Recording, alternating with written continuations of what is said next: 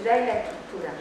Por lo cual, yo aquí os he destacado lo que es la estructura, que es la que nos va a interesar para la carne.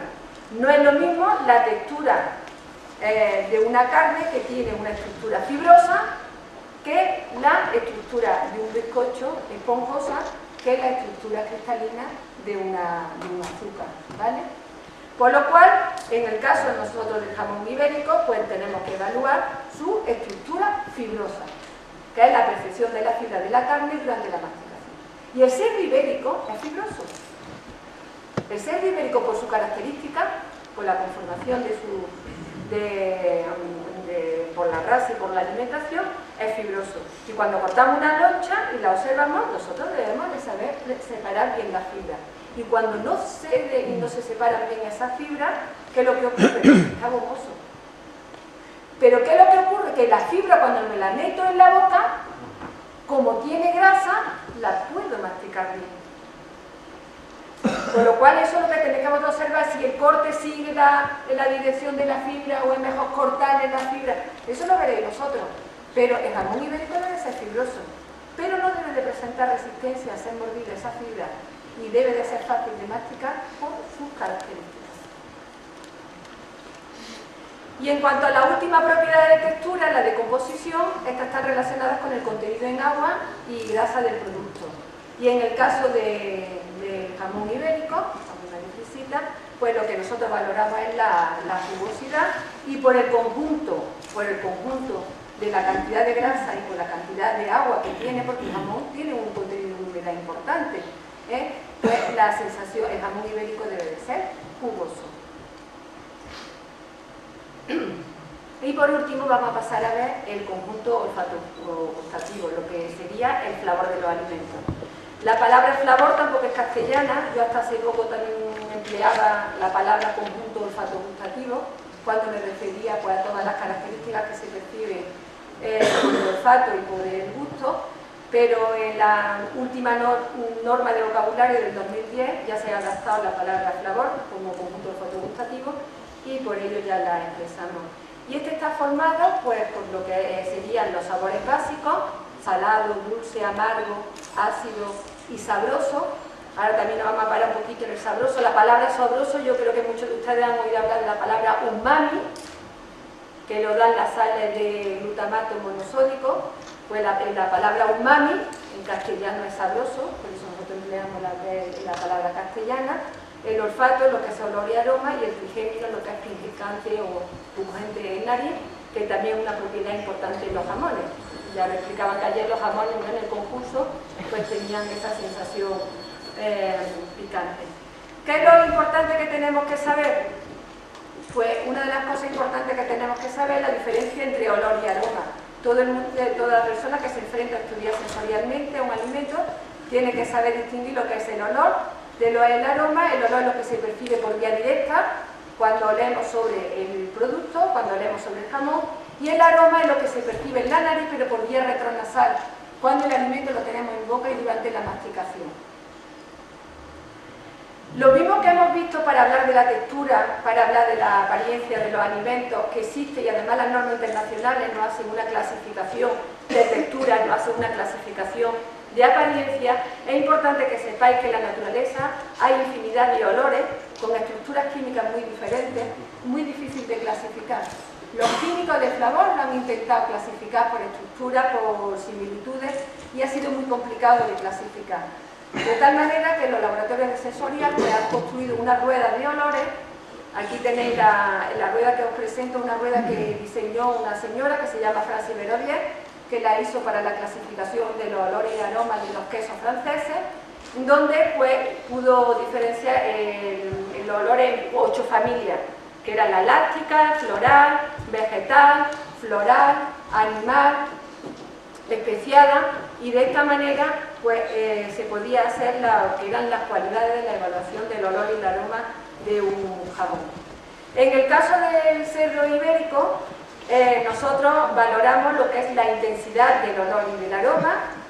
La intensidad de este olor y aroma debe de ser alta. Ya hemos dicho que el cerdo ibérico sufre largos procesos de maduración, donde intentamos que tengan lugar todas las reacciones bioquímicas y enzimáticas, es decir, tengan lugar toda la proteólisis, lipólisis necesaria para que se desarrollen los volátiles que dan este olor y aroma, por tanto tiene que ser alta, tiene que tener una alta persistencia, y para evaluar la cualidad de ese olor y de ese aroma que os presento, pues un trabajo, esto es una tesis doctoral que estamos haciendo en la Universidad de Córdoba, donde aquí os presento por familia pues los olores y aromas que hemos ido nosotros detectando en el jamón, destacando que realmente los jamones vienen definidos por este grupo, la de los torrefactos, lo de los tostados, lo del animal, y también pues este grupo de la grasa, porque no debemos olvidar que aunque la grasa no se rancie, siempre un sabor ligeramente rancio es característico de nuestro producto. Por otro lado estarían los sabores básicos. Los sabores básicos son los producidos por disolución acuosa de diferentes sustancias, y hemos dicho que serían el salado, el dulce, el amargo, el ácido y el sabroso. El sabroso lo he puesto aquí aparte para que lo veáis, que es el umami, que es el que nos da los ciertos aminoácidos. Vosotros pensáis que durante el proceso de maduración la proteína se rompe y forma péptidos, los péptidos se rompen y forman aminoácidos. Y ese gran número de aminoácidos son los que nos dan ese sabor sabroso. El jamón se caracteriza por ese sabor sabroso. Y ese sabor sabroso es muy característico de alimentos tan importantes como el pescado, como la seta, en el tomate, se encuentran de forma natural, pero como producto elaborado quería destacaros que lo tiene el parmesano reggiano. El parmesano reggiano, que es otro alimento que sufre un proceso de maduración largo como el nuestro, como el del jamón, pues también es muy rico en aminoácidos y en nucleótidos, y por tanto también es muy sabroso. En el jamón ibérico nosotros valoramos el sabor salado, valoramos el sabor dulce y valoramos ese sabor sabroso o umami, que es una cosa importante que tenemos que saber. Pues cuando valoramos el sabor salado y valoramos el sabor dulce, lo que se valora es que haya un equilibrio de salado y de dulce. En el jamón ibérico, una de las cosas importantes que tenéis que saber, que debido a su proceso largo de maduración, la sensación de sal en boca es pequeña. La sensación de sal en boca es pequeña, y muchas veces los jamones nos parecen dulces, no porque la sal no esté en el producto, la sal está. Lo que ocurre es que durante todo ese proceso de maduración, la sal se encuentra tan íntimamente relacionado con el resto de constituyentes del producto que cuando masticamos, esta no tiene capacidad de disociarse. Y realmente para nosotros, para determinar la sensación de sal en la boca, el cloruro de sodio, la sal, debe de estar disociada en el ion cloro y en el ion sodio. Como en un jamón ibérico la sal se encuentra estrechamente relacionada con el resto de constituyentes, durante la masticación no podemos disociar y por eso no tenemos sensación de sal, pero no quiere decir que no esté. Y esa baja de percepción de sal es la que nos permite también percibir los sabores dulces. Los sabores dulces proceden de los aminoácidos, los sabores dulces proceden de los productos de la proteólisis de las proteínas. Que un defecto importante que podemos encontrar en el jamón es el sabor amargo, que no lo proporcionan los mismos productos que proporcionan sabor dulce, no lo pueden proporcionar los sabores amargos.